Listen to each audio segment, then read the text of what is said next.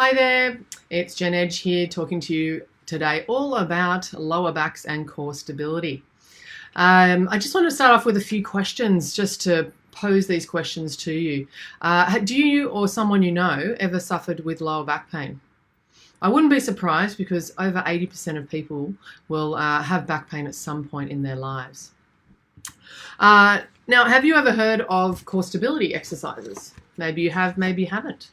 Maybe you have heard of them, but you don't know what they are, which is possible as well, right? Now, do you enjoy being pain-free, fit and active and feeling healthy? Well, yeah, I think that most people probably do. Now, if you haven't met me before, my name is Jen Edge, as I said before, and I'm a holistic physiotherapist, exercise scientist, and health and well-being coach. And I am all about backs today, talking a lot about lower back pain and how you can improve your back if you do suffer with back pain, and just learning more about the core and how important it is when it comes to especially things like chronic lower back pain. So we're going to be talking about three main areas. Now, I'm going to be trying something new with Facebook Live. I'm actually going to be sharing my computer screen. So I've actually put together a bit of a slideshow and going to be trying that out for the first time. So bear with me if it's a little bit clunky. I apologize, but hopefully you'll get a lot of value out of it. So it's going to be worth it for you. Okay, so let's do this.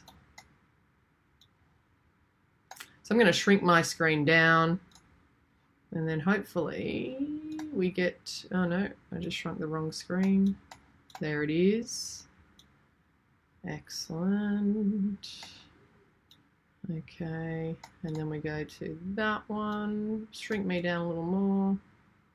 All right, fantastic. I'm going to put me right off to the side there. Okay, so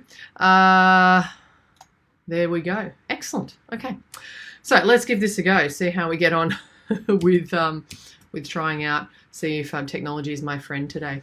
Okay, so as I said, we're going to be talking about three key things today. We're going to be talking about your back. Okay, learning a little bit more about it. What is it made up of?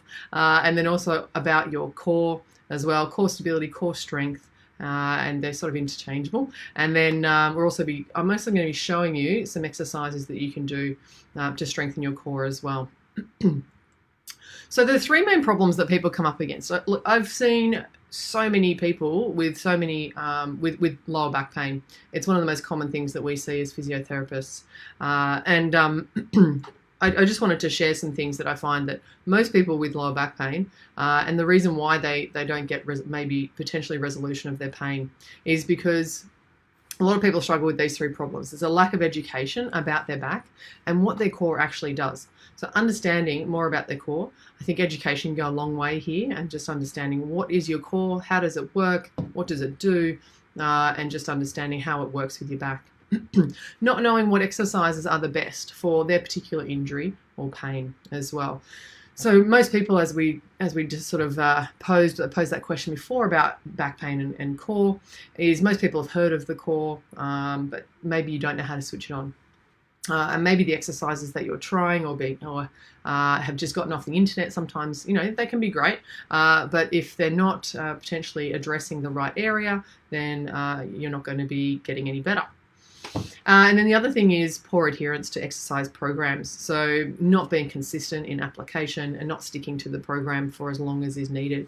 And that's one of the biggest things about why these three problems is why people get chronic lower back pain, recurrent problems with their backs, is because they're just not able to actually follow through with these three things. So obviously that becomes a big problem. And so basically what we're going to be covering in the next now 25 minutes is I'm going to be talking to you about, as I said, educating you about a bit more about your back and the common causes of lower back pain, and talking a lot more about core and understanding and learning more about core stability and core strength, and then also showing you some exercises. So if you pick up all of the knowledge that you're getting from here, if you are seeing a physio or a chiro, and even just having a chat to them about what you've learnt, and maybe just and doing some research yourself. Like, I'm not against research at all. Like, I think go and do some research, educate yourselves. There's nothing wrong with that at all. And I'm happy to discuss that with all of my patients as well. If they have any anything that they picked up along the way and they want to discuss at an appointment. So my name, as I said, is, for the third time, Jen Edge, and I came out to Dubbo from Sydney in February last year, 2019, and wanted to get away from the hustle and bustle of the city and just enjoying the space and somewhere new. And I've been a physiotherapist now for 15 years, and just love working with people in a holistic sense. So I don't just look at the pain, because I do a lot of mindset work as well, a lot of belief changing, what we call CBT, cognitive behavioral therapy work. So really working with people on many different levels to help them long term, so that they don't have to keep coming back for physio potentially, so they can feel empowered and really address whatever is going on, especially when things are chronic. There's generally a lot of other things going on under the surface that need to be addressed, and it's very much a holistic health point of view, which is what I'm really passionate about. Okay, so these are the three things that we're going to be focusing on. As I said before, your back, all about the core, and then showing you some core exercises. So I'm going to go through this fairly quickly at the start, just so that we can get through everything. Okay, so if we're talking about your back, the stability of the spine involves three subsystems. Okay, so it's the active, the passive, and you also got the neural control as well. So when we talk about the active system, it's made up of 5 slings. And the primary sling, which is really this the deep core. Okay, so it's made up of 2 main muscles. What we call your transversus abdominus, which we just say TA for short because it's just a lot easier to say, and then your multifidus as well. So when we're looking at this really maintains the local spinal stability. So we think about, okay, when we think really locally rather than globally, this is what it really helps with spinal stability. And also if we think of, all of your sort of abdominal area as like a cylinder. So the diaphragm, which sits below the rib cage there, and also your pelvic floor, they make up the top and the bottom of this cylinder, and then the TA and the multifidus form the front and the back. So all of those muscles work together to really help create that deep core stability that we're looking for. Excuse me. So if we're looking at the transversus abdominis, this acts like a corset. Okay. If you have any questions, please don't hesitate to ask. Just comment in the comment section. I'd love to hear from you. So basically, the transversus abdominis acts like a corset, and it's activated prior to any movement above or below the torso. Okay, so any movement outside of that area, it's activated. And basically what it does is it increases the stiffness of the spine so that it helps to stabilize it. So you can see it here. This is it here, and it's connected to the front and the back with fascia, which is that white tissue there. Okay, so that's your TA. And the TA muscle is the deepest of all the abdominal muscles. So it's not that 6-pack muscle that you can see on the outside. It's actually 4 layers deep. So this is the closest to the organs, so you can appreciate that it's very deep, and it really does form the front of the deep core, and really important with that. And then you've got multifidus. The multifidus is in the back, so you can see from the picture here that it provides this segmental stability to the spine, and it's directly connected to each what we call lumbar vertebrae. Okay, so you've got, these are your vertebrae here. And these are the bits that stick out the back of the vertebrae, and then these are out the side, and they form a little joint here as well. But there's a lot of anatomy that we could go through, but we won't bother with that because we've got more important things to talk about, which is the multifidus there. So that's the multifidus there, and it actually goes. You can see it goes from one joint to one vertebrae to another, and then you've got you've got your other smaller muscles here that also help to really keep everything nice and stable between each of these each of these vertebrae. So these 2 muscles, the multifidus at the back and the TA at the front, they actually co-contract. So they contract together to actually stabilize the spine in the best way possible. Pretty amazing, right? So that was the first sling, was those two muscles. Then you've got 4 other slings, and these are more superficial, what we call shallow. Okay, so these form the shallow core. And you've got these other 4 here. So you've got pictures of them in the blue.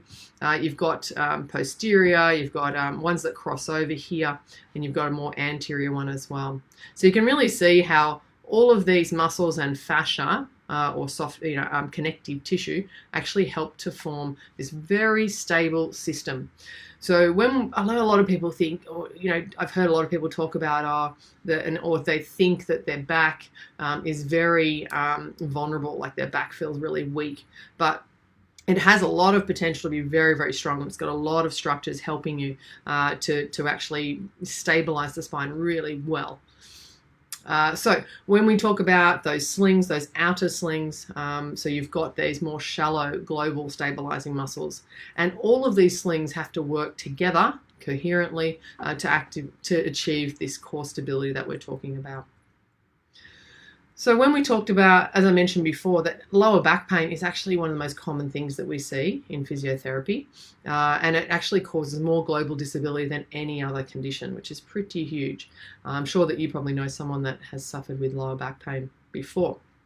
As I said, up to 80% of adults actually struggle and suffer with lower back pain at some point in their lives. And unfortunately, most back pain is caused by musculoskeletal causes and can be treated with great success as well, which is pretty great. So most of the time, it's not something too serious. And if you do get it addressed and you do get it treated and you do the right thing and you follow through with any exercises, which I know a lot of people can struggle with, me included when I'm a patient. I'm not the best patient, I have to admit. But if you do follow through, then generally you're going to get a lot better. Now, I just want to mention quickly acute pain versus chronic pain. So acute pain is a pain that generally tends to come on more quickly, and it a lot of the time, not all the time, but a lot of the time it is quite intense, but it doesn't last for very long. So it will last from 3 to 6 weeks, but not generally any longer than that. And then your chronic pain is something that lasts for months and months. So generally it's anything that's over 3 months, you're going to be, it turns into chronic pain. So here are some common causes of lower back pain. So you might want to just do a mental sort of checklist in your head, going, oh, yep, okay, these are the sorts of things that cause it. So if we just look through all of these, weakening or insufficient motor control of the deep core muscles. So when I talked previously, like just really early on, I talked a little bit about this neural control. So what we want to do, what we need to do, and it says here this insufficient motor control, and basically what that means is the way that the muscles work and the timing that they actually kick in and work is not working properly, so it's out of sync.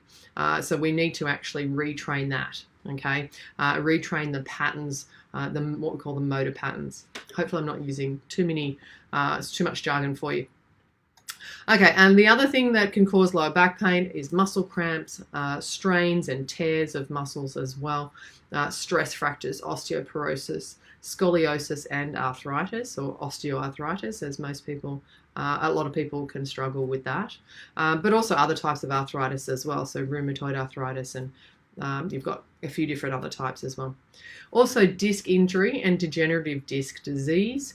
Look, a lot of these though, disc injury, okay, so disc injury or degenerative disc disease, if you have degenerative disc disease, it doesn't mean 100% that you're actually going to have pain.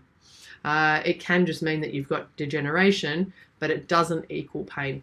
They've actually done a lot of studies of a lot of different joints in the body, and they've done MRI scans, and they've shown that a lot of people who have no symptoms at all actually do have degenerative changes in their shoulder joints, their knee joints, their hips, their backs, all different places, and they don't actually have any pain. So just because you may be told that you have degenerative disc disease doesn't mean that you're going to have long-term back pain. So it is something, so making sure that you know that and that you can actually reduce your pain levels if you are suffering with pain at some point. The other thing is facet joint pain as well, which is just a smaller part of the spine, and that can cause a lot of pain as well. Referred nerve pain. A lot of people will talk about they get pain into their buttocks or down their leg, all the way down into their feet as well. So a lot of people call this sciatica, and so that is something that is a commonly used term, and something that is quite common as well, because nerves are very sensitive, and for good reason, right? They're there to tell us when there's some sort of danger in the area, but again, this can cause back pain. It can also cause that referred pain into the leg and into other areas as well. Depending, if we're talking about lower back pain, generally it's into the leg or into the glutes or the groin. Then you've also got what we call SIJ pain, which is that joint where your hips actually join onto the base of your spine, that triangular bone there. Pelvic instability as well can cause pain, and the weakening of the shallow core and abdominal muscles. So the outer muscles that a lot of people may not realize, they think it's all their deep core, but sometimes it's actually the outer muscles as well. So the muscles that you can see in your back, your glutes. A lot of people have glute issues, like glute weakness, because we sit a lot and then your glutes just basically switch off, they go to sleep and they stop working so well. And also just a weakness of your general abdominal muscles. So there's lots of things which can cause lower back pain. So it is quite complex. It's not a simple thing to actually diagnose. We want to talk a little bit about the global stability and then the local stability. I won't go into that too much, but just something to be aware of. And you can, if you want to do some more research on that, but I don't want to go into that too much. I'd rather get into more about the exercises, because that's what's really going to benefit you. Now, research actually shows that the TA muscle, so the transversus abdominis, that one in the front, it actually becomes smaller and weaker, or what we call atrophies, following even one episode of lower back pain, or LBP. Okay, so even after one episode of lower back pain, that muscle, that deep core muscle that helps to stabilize the spine, actually becomes weaker and smaller. So it's really important that you include some deep core strengthening exercises in any rehabilitation for your lower back pain. Okay, and also incorporating deep and shallow core muscles. So it just has to be incorporated. It doesn't have to be solely that, but it definitely has to be included. So here are some signs of a weak core. We've got chronic lower back pain, which is that recurrent lower back pain or back pain that lasts months and months, okay, or years. Also, if you get lower back pain when you stand for a period of time, so if your back starts to ache or throb or gets sore when you're just standing there, that can be a sign that you have a weak core. If you get those twinges that come and go, and you just sort of, when you go and bend down or you're doing something, you go and stand up and you get that, the twinge like this gentleman here is clearly struggling with, then that can be a sign of a weak core as well. The other things are poor postural stability, so the inability to actually hold good posture, poor balance even. So even not being able to balance well on your feet can actually be a sign of a weak core as well. And then also a poor pelvic floor. Because as I mentioned before, the pelvic floor actually is really important when it comes to that core stability, that deep core stability.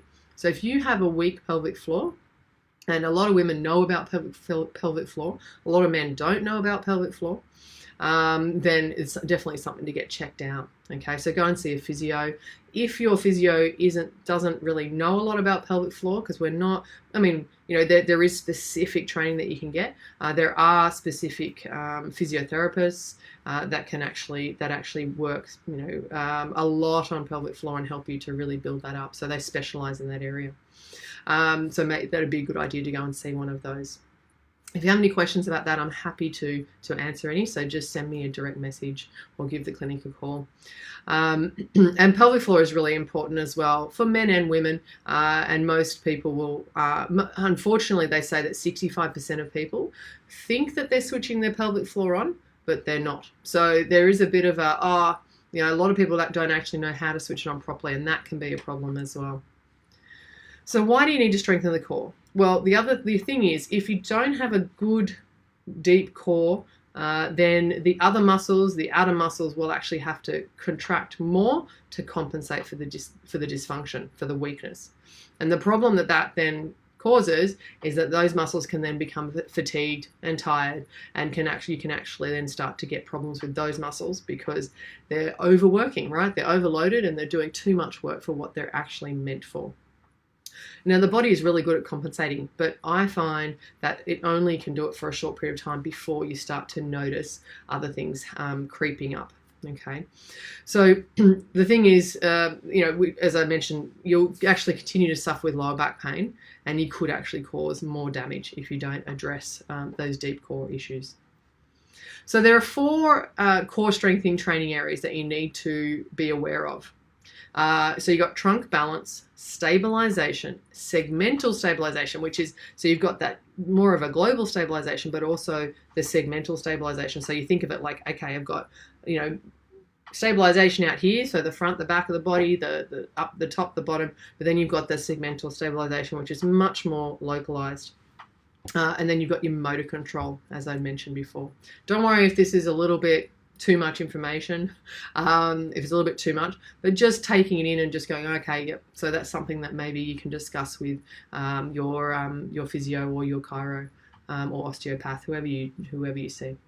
Okay, let's get into a few core exercises. These are some really good ones, but I really do think that you need to, rather than just jumping on and doing some core exercises, you really do need to know, there is a specific way that you need to know how to set yourself up, like your body up. You have to have a good neck position, your rib cage has to be in the right position, you have to be able to have a neutral spine, all of this terminology that you may not be aware of.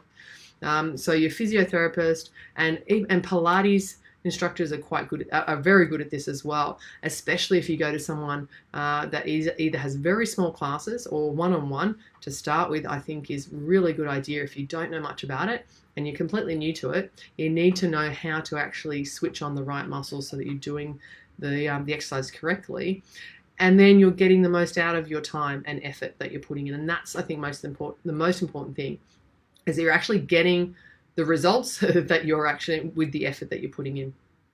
Okay, so core exercises. Now, this doesn't mean swimming, as in go for a swim. It actually means it is an exercise, and it's a Pilates exercise that's called swimming. Okay, so I'll just give you a bit of a demo. I'll see if I can I'm going to do it on the bed here. So let's give that a go. All right. Yeah, should be able to see me. Okay. Okay, so this is your swimming exercise. I hope you can still hear me. All right, so we're lying on our tummy and we draw our belly button into our spine. Now, there are stages to these exercises, okay? So I'm going to show you a couple of different stages. First one is just lifting one arm without arching your back. So you're just doing that. Okay, it looks like nothing, and that's the thing about core exercises. It doesn't actually look like you're doing a lot. Okay, then you do one leg lift.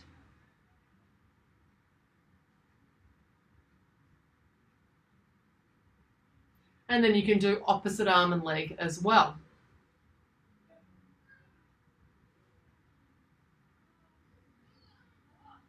Okay. So that's your swimming exercise. Now, it's as I said, there are things that you need to be aware of when you're doing technique, and the aim is not to lift high. The aim is to be able to maintain your back position and maintain that pulling in, the core switched on while you're doing the exercise. It's not to see how far you can and how high you can lift your arms or your legs. Okay. All right. The next one is a scissors exercise. So I would tend to do this one if you're on your back. Okay, so we're out like this and we're going out.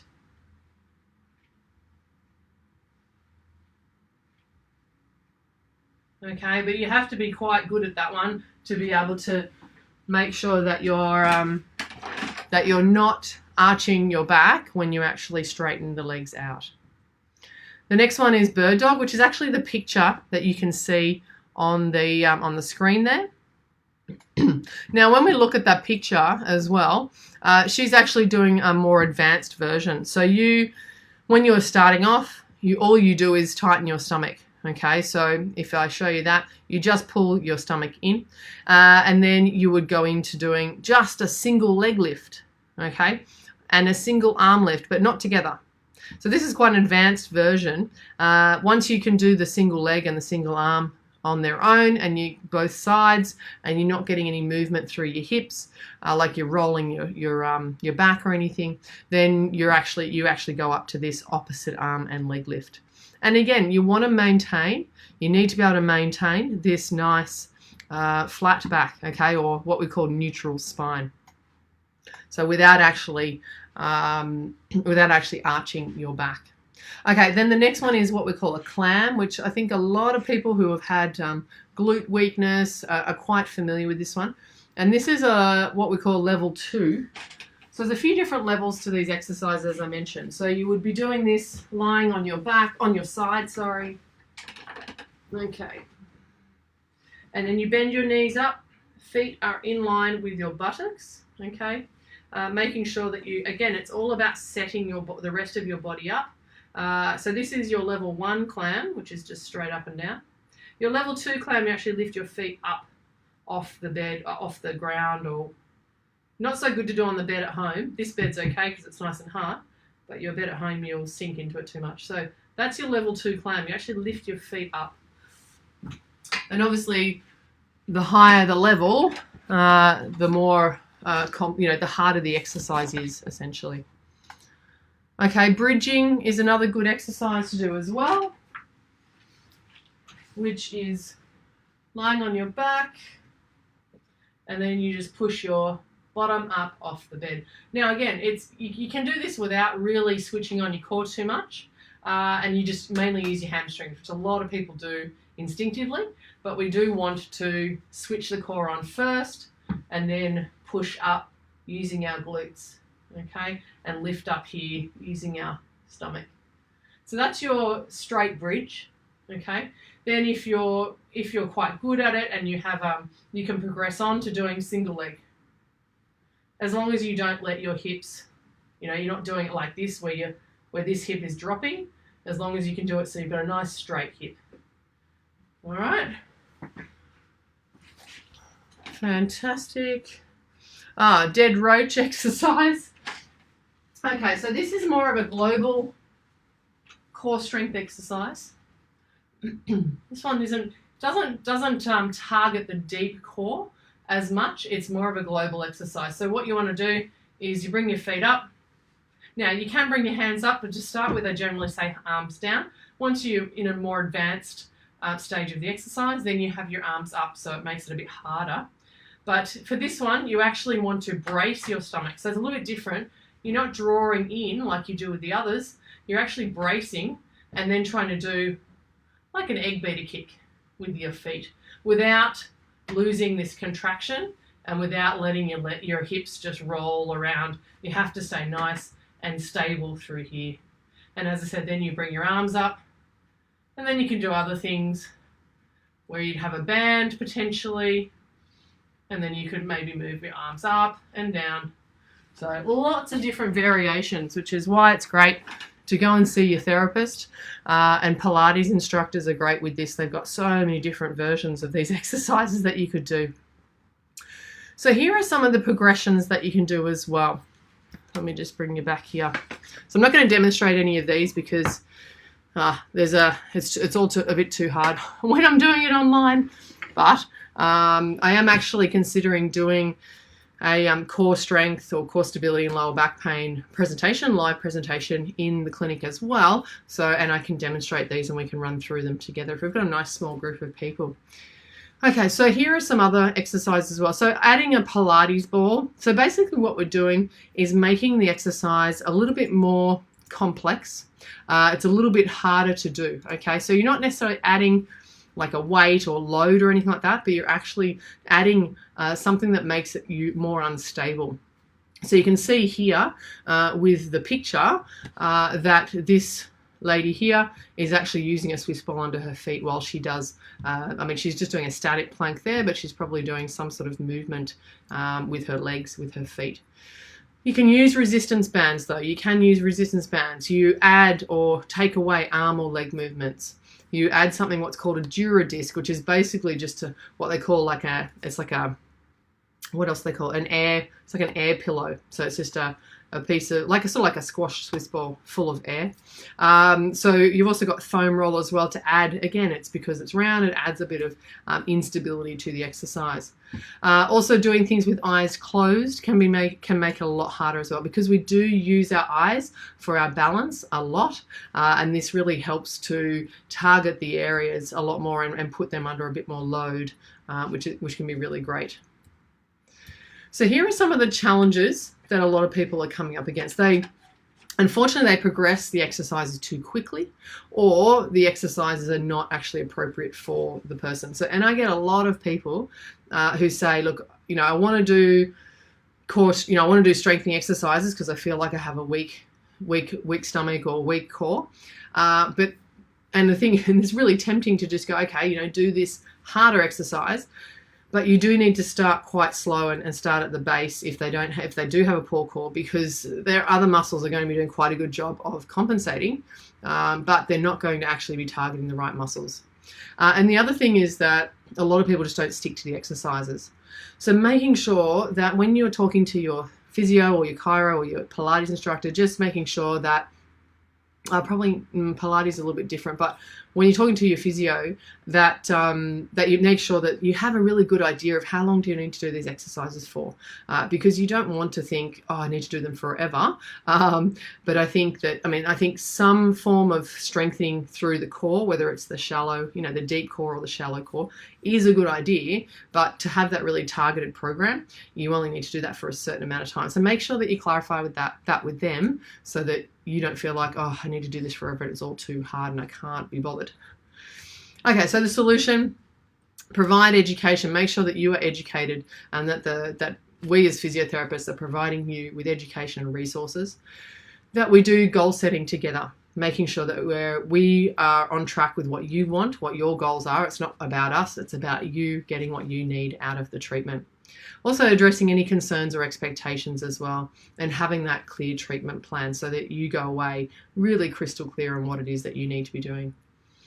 Designing and making sure that that's a graded progressive exercise program, okay, with explanations and pictures and things, so that maybe even videos. Videos are great. A lot of people really respond well to videos. So just remember that core stability is only one of the tools, okay? So you may need other types of treatment as well. So don't just think that you only are going to get core stability exercises. You could be getting manual therapy, education. You might need some medication for a while, stretching and postural changes, and education as well. So there's lots of different things that you can be doing, which is really fantastic. Lots of options. Also lifestyle changes as well. Long-term back care strategies. So lifestyle changes may include even things like changing, making sure that you've got a good diet, okay, getting enough sleep, moving enough, like getting enough exercise, that you're getting enough stress relief, that you have good stress coping strategies, because all of these things can actually contribute to long-term lower back pain and recurrent injuries. So making sure that you actually are really, as we said, holistic health, that's really where you're going to get the most benefit. And some people do need surgery.